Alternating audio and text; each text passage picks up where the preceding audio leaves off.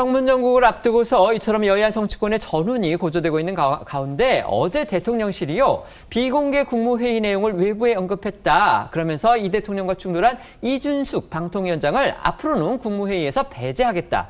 그러니까 앞으로 국무회의에 나오지 못하도록 하겠다. 이렇게 밝혔습니다. 윤석열 정부에서 임명된 이 위원장과 일종의 불편한 동거를 이어가던 와중에 나온 결정이기 때문에 더 관심을 모았습니다. 표면적으로는요, 이진숙 위원장이 이 공무원의 중립의무 위반 행위를 거듭했다. 이게 지금 대통령실이 내세우고 있는 이유입니다. 그렇습니다. 어제 저희 보도본부 한라인에서 이 대통령실 브리핑 내용 속보로 전해드렸었는데요. 대통령실에 따르면 이 강훈식 비서실장은 오전에 직접 이 대통령에게 이 위원장의 국무회의 배석이 부적절하다는 의견을 전달했고, 또 국무회의 의장인 이재명 대통령이 배제 결정을 내렸다고 합니다. 자, 이 대통령실은 이 위원장이 정치적 편향 발언으로 이 국가공무원법을 위반한 상황에서 이 개인의 SNS에 정치적 견해를 드러내 이 공무원 중립 의무도 위반했다고 보고 있는데요. 대통령실은 방송통신위원장이 국무위원은 물론이고 이 당연직 배석자도 아니라는 이 국무회의 규정도 근거로 들었습니다. 관련해서 대통령실 설명 들어보시죠. 방통위원장은 국무회의에 참석해 개인의 정치적 입장을 지속적으로 표명했습니다. 이와 더불어 개인 소셜미디어에 자신의 정치적 견해를 게재해 공무원의 중립 의무 위반 행위를 거듭했습니다. 이에 현 방통위원장이 더 이상 배석하지 않도록 결정했습니다. 이진숙 위원장은요, 국무회의 배제 결정을 미리 통보받지는 못했고요. 대통령실의 브리핑 이 중계를 보고서 알았다고 합니다.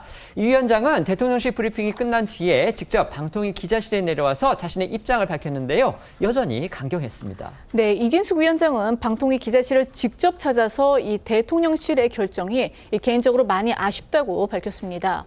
이 위원장은 이재명 대통령이 통합 대통령이 되겠다고 했기에 이 필요한 건의를 자유롭게 말할 수 있다고 생각했다라고 했고요. 또 이 감사원의 정치 중립 의무 위반주의 처분에 대해서는 전임 정부 때 발생한 것이다. 절박한 심정으로 유튜브에 출연을 했고, 이게 원인이 돼서 국무회의에서 배제된다는 사실은 한 번도 생각을 해본 적이 없다라고 했습니다.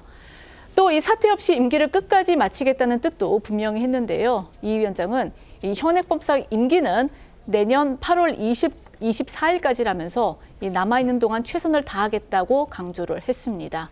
이 관련된 목소리 들어보시겠습니다.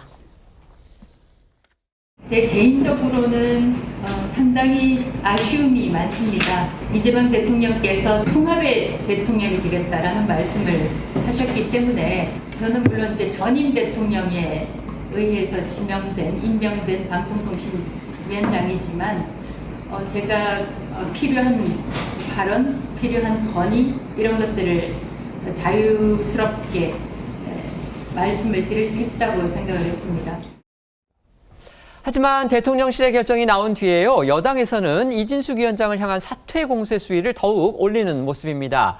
국가공무원법을 위반했다 이러면서 수사까지 촉구하고 나섰습니다. 어제 민주당 소속 국회 과방위 위원들은 이진숙 위원장의 자진 사퇴를 촉구했고요. 이 위원장에 대한 국가공무원법과 공직선거법 위반 혐의 수사도 조속히 이뤄져야 한다고 주장했습니다. 이들은 감사원의 이 위원장에 대한 주의 처분 결과를 경찰에 추가 증거로 제출하면서 수사를 압박했는데요. 감사원을 향해서도 감사 결과가 주의 조치인데 왜 고발을 안 하냐고 목소리를 높였습니다. 여당의 수사 요구를 두고 결국 이 위원장을 면직 처분으로 쫓아내기 위한 사전 작업 아니냐는 지적도 나오는데요. 국가공무원법에 따르면 형사사건으로 기소된 공무원은 면직이 가능하고 방통위법에도 직무상의 의무를 위반한 경우 면직할 수 있기 때문입니다. 국회 과방위 여당 간사인 김현 의원은 어제 기자들과 만나서 직무상 의무 위반 시 임기를 보장할 수 없다고 경고하기도 했습니다. 대통령실이 어제 이진숙 방통위원장을 국무회의에서 배제한, 그러니까 앞으로는 국무회의에 나오지 말라, 방통위원장은 원래 국무회의 당연 멤버는 아니고요. 이제 배석자입니다. 배석자로서 발언을 할 수 있는 그런 권한이 있는데 아예 이제 국무회의는 나오지 말라 이렇게 결정을 한 겁니다. 이를 두고서 이진숙 방통위원장 개인적으로는 그 대통령에 대해서 직접적으로 그 불만을 제기하거나 비판하지는 않았습니다만 자신의 임기는 계속 고수를 하겠다. 내년 8월이라고 하는데요. 내년 8월까지 임기는 계속 지키겠다. 지금 이렇게 나오고 있습니다. 사실상 대통령에 대해서 계속 강경한 입장을 취하고 있다. 이렇게 볼 수도 있겠습니다. 이 상황 어떻게 보십니까? 저는 특별히 이진숙 방송통신위원장이 강경한 입장이라고 얘기하는 거는 좀 어폐가 있다고 생각을 합니다. 오히려 원칙적인 입장이라고 저는 이해를 하고 싶고요. 과거에 사실은 문재인 정부에서 임명됐던 한상혁 방송통신위원장도요. 본인의 임기를 지키겠다고 끝까지 얘기를 하면서 그게 원칙이라고 얘기를 했습니다. 그렇기 때문에 달리 다른 방법이 없으면 예를 들어서 어떤 형사상의 기소나 이런 걸 통해서 해촉을 한다든가 네. 하는 그런 조치가 없는 한 그 임기는 존중돼야 마땅하다. 저는 이렇게 생각을 하고요. 다만 이제 이진숙 방송통신위원장의 경우에는 그 방송상법에 관한 의견을 얘기하려다가 이재명 대통령으로부터 그 2번씩이나 제지를 받은 거 아닙니까? 네. 이것이 직접적으로 국무회의 배제의 원인이 됐다고 저는 생각을 하고요. 그런 부분은 이재명 대통령이 대통령에 당선되고 나서 당선되자마자 한 첫 번째 국무회의에서 우리 모두 다 국민의 위임을 받은 일을 하고 있기 때문에 그 일을 할 말씀이 있으면 하고 나도 드릴 말씀이 있으면 하겠다 이렇게 얘기한 거가 좀 배치되는 것 아니냐. 그래서 소통 방식이 이재명 대통령이 한 달여 지난 다음에 많이 바뀌었다. 저는 이렇게 이해하고 있습니다. 네.